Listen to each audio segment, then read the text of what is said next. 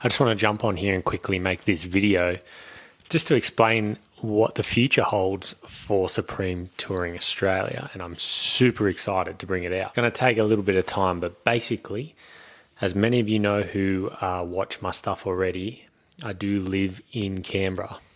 I actually live just on the border. So I'm in New South Wales, but like 3 k's from the border. So I just say Canberra because it's a lot easier than explaining to someone, nah, we're 3.2 k's out of Canberra, but I live in New South Wales. What's happening is we are relocating, which is me and my family. And as many of you would probably guess, it's pretty easy. Where does everybody move to, really? We're going to southeast Queensland, to around the sunny coast area. So we have found a property and we are moving. So super exciting time. As many of you also know, I do have a building business. So I do build houses and I am a carpenter by trade. So that has been my main source of income for a good maybe 12, 13, 14 years now. And that has been my primary sole focus, was doing that. And I always enjoyed putting out a little bit of content on the side of my full driving stuff, my touring stuff, reviews, a bit of educational stuff here just on products, something simple. It's not even I'm not an expert in any way, shape or form in this field. As I said, I'm a carpenter and a builder. So editing this stuff, it's a little bit difficult, but I really, really enjoy it. So now me and my family are relocating to southeast Queensland. Why? Because I want to pursue Supreme Touring Australia. I want something to come out of it, basically. I don't really mind if nothing does, purely because I just enjoy doing this, as I said.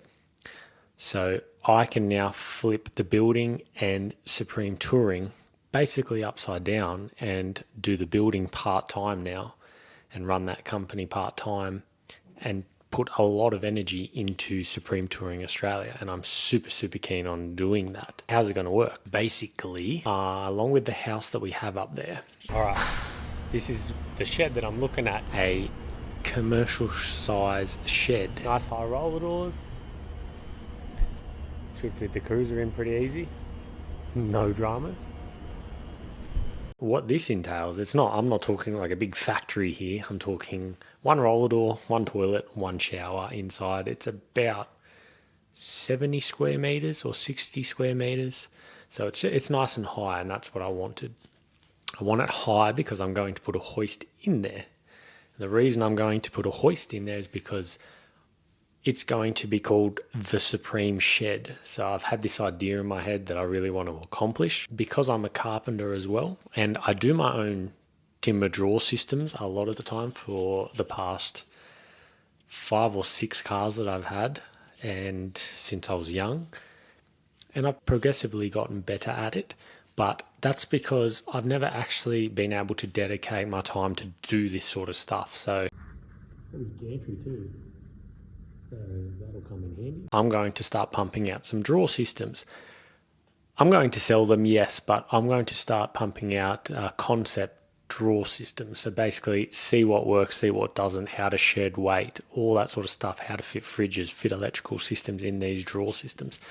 And hopefully you guys enjoy the content that I will film doing that, as well as a lot of work to the 79 series, which this video is about, that we purchased, and the 105 series. So I'm going to build a tray for this 79 series, a steel tray, because I can weld, and I have built many trays before, but I'm going to do, as I said, I can now put my attention and a lot of time into this Supreme Shed, which means I can have a good think about things. I'm not going to say rush, but I can have a good think about how I'm going to approach certain things and take my time. And it doesn't have to take one day because I need to use the car tomorrow for work, as an example, and tow my builder's trailer.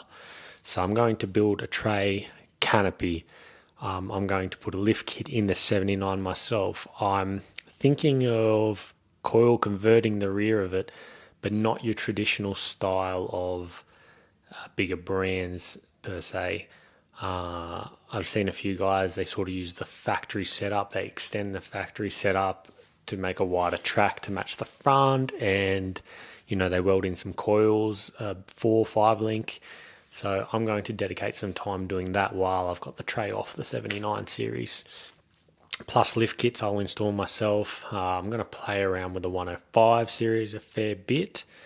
Entailing, I need to go up another inch on the front of that. The suspension's just sort of outdated. Nothing wrong with it. Getting a bit rusty on the coils, but outdated per se. So along with that, and as I said, the draw systems and all that, I'm just pretty keen on a lot of content coming out of this shed. So that's what the future holds for Supreme Touring Australia in that side of things.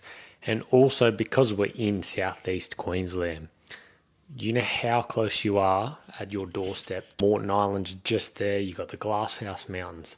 You're 1,200, 1,100 k's closer to Cape York for a trip per se. Again, just down in Canberra, I don't want to sound like that type of person, but really we've not much around us except for sort of the Victorian high country, which if you want to get in, it's a good 3 to 4 hours away. But you're kind of doing the same thing over and over again because that's one of the limited spots that is sort of open. But once you do a lot of that sort of stuff, I've been going there since I was a kid, around Long Plain. You do Kosciuszko National Park. When you're born and raised here, you generally do around your area quite a bit. So not to say that I have been everywhere around here. I'll probably never go everywhere around here, but also we have a national park called Namadgi National Park down here, and literally the entire thing is closed to cars. You can drive through on a road called Bobian Road, basically to get down to Adaminaby, but like if you want to go up in a few camp spots that used to be there, good luck. You can drive around a few bits up there, but you're not going to drive around tracks up there.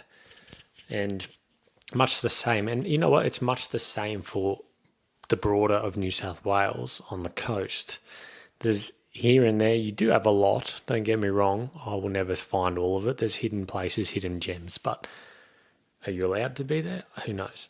You get outback New South Wales, you get a lot more freedom, but Queensland, I know it's getting worse up there, but I just feel if I want to produce some content and decent content, get an editor in or something, a social media manager maybe, that's where you kind of need to be. That's the hub.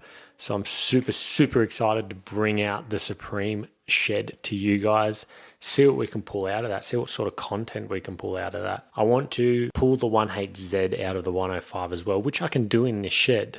I've removed motors before in my life many times, and RB30s and all that sort of stuff. So do I do a swap to a 1HD? Yeah, like I can do that, no dramas. But am I going to build the 1HZ into a turbo-capable motor and give it some horsepower? I'm not going to build the motor myself because I'm not a mechanic. So putting rods and pistons and bearings in, I probably could do it if I dedicated a lot more time, but something like that you kind of want to get right. So in that instance, I'd pull the motor out myself and I'd take it to a mechanic. They'd do the building side of it. I'd bring it back, I'd put it in the car, and I'd fit all my turbos and exhausts. I can TIG weld as well, so I'd probably make an exhaust, put a front mount in, make all the piping myself. So just that in itself is quite a lot of content, and that's kind of what I really want to achieve and really want to produce. I really would like to dedicate some time into this channel. So anyway, nice quick little update. Thanks for joining me, guys, and I'll catch you in a couple of weeks.